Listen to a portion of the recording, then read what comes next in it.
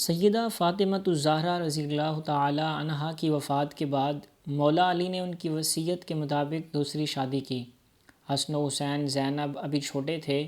آپ نے سیدنا عقیل کو رشتہ دیکھنے کے لیے کہا تو کلبسی بنو کلاب کے قبیلے کا انتخاب ہوا۔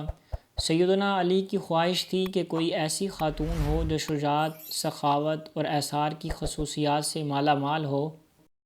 بنو کلاب کی خاتون فاطمہ بنت حزم کے گھر رشتہ بھیجا تو سردار حزم اپنی بیوی کے پاس گئے اور پوچھا کہ سیدنا علی کا بیٹی فاطمہ کے لیے رشتہ آیا ہے، کیا آپ نے اپنی بیٹی کی ایسی تربیت کی ہے جو نبی کے خاندان میں بیاہی جا سکے؟ رشتہ قبول ہوتا ہے تو فاطمہ بنت حزم سیدنا علی کے گھر جاتی ہیں تو سیدنا حسن و حسین اور زینب کو گلے لگا لیتی ہیں۔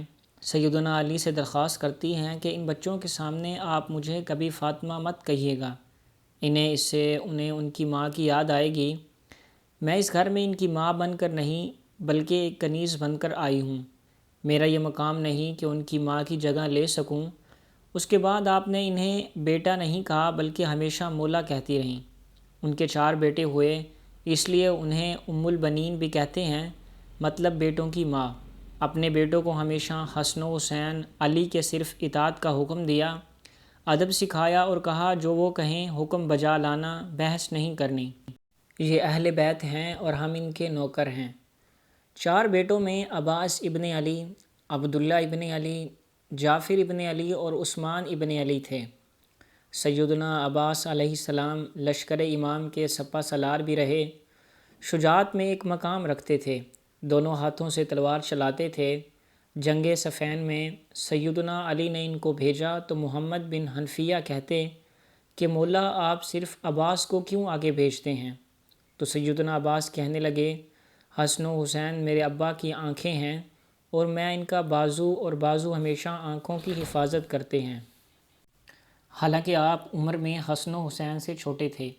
مطلب کہ یہ سوال بھی نہیں بنتا، ماں کی تربیت ہر مقام پر جھلکتی ہے۔ واقعہ کربلا میں جب ایک ایک کر کے لشکر حسین کے سپاہی شہید ہوتے گئے تو سیدنا عباس نے مولا حسین سے درخواست کی کہ مجھے جانے دیں۔ سیدنا حسین ان سے تلواریں لے لیتے ہیں کہ بس عباس تم پانی لے آؤ۔ آپ پانی لینے جاتے ہیں تو یزیدی لشکر ان پر حملہ کر دیتا ہے، دونوں بازو کاٹ دیے جاتے ہیں۔ وہیں جنہوں نے حسین کی حفاظت کرنی تھی، گھٹنے میں تیر لگتا ہے، حسین علی مقام کی آنکھیں بھر آتی ہیں۔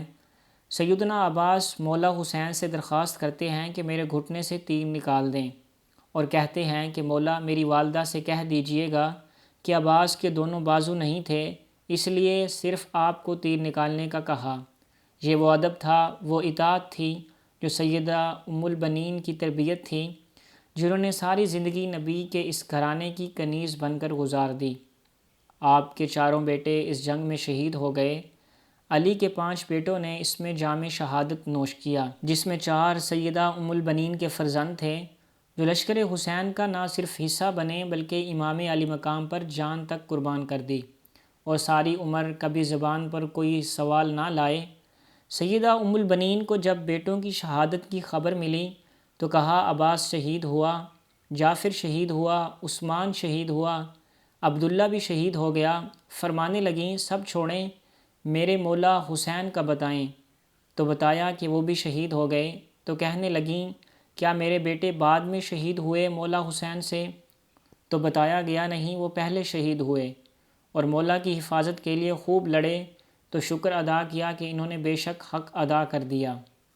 یہ وہ ماں تھی جو اہل بیت کے مقام کو سمجھتی تھی، جس نے اپنے سارے بیٹوں کو ساری عمر صرف اطاعت و ادب سکھایا، خود کو اس گھر کی کنیز بنایا اور حسن و حسین کو بیٹا نہیں ہمیشہ مولا کہا۔ خدا ہم سب کو اہل بیت کا مقام سمجھنے اور اس ادب و اطاعت کی ہدایت فرمائے جو سیدہ ام البنین نے اپنی اولاد کو سکھایا۔